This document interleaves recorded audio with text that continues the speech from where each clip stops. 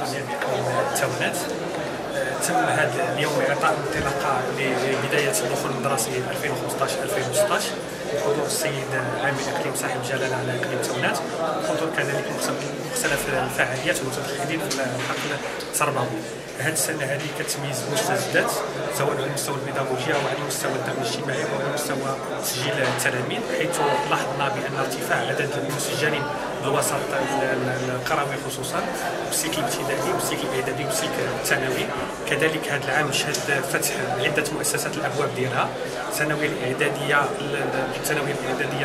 بتونات، كذلك هناك الثانويه التاهيليه عثمان بن عفان ببلديه تونات، كذلك فتحت الابواب ديالها داخليه التنظيط، وكذلك ان شاء الله كنتمناو ان المؤسسات الاخرى تفتح الابواب ديالها في القريب العاجل.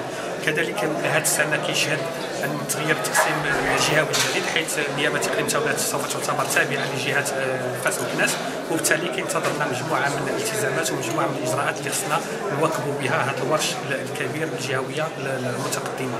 كذلك فيما يتعلق بالدعم الاجتماعي فعدد المستفيدين من الاطعام شهد واحد ارتفاع بنسبه 10% بالسلك الابتدائي وكذلك بالاعدادي والثانوي التاهيلي.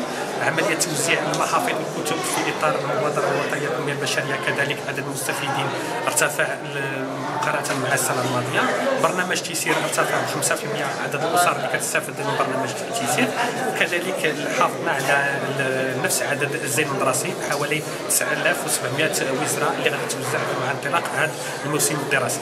كل هذه الاجراءات اللي قامت بها نيابه وزاره التربيه الوطنيه الهدف ديالها هو ضمان دخول مدرسي متميز وجيد للتلاميذ، مع ضروره الحفاظ على زمن التعلم للتلميذات والتلاميذ ديال اقليم التونات.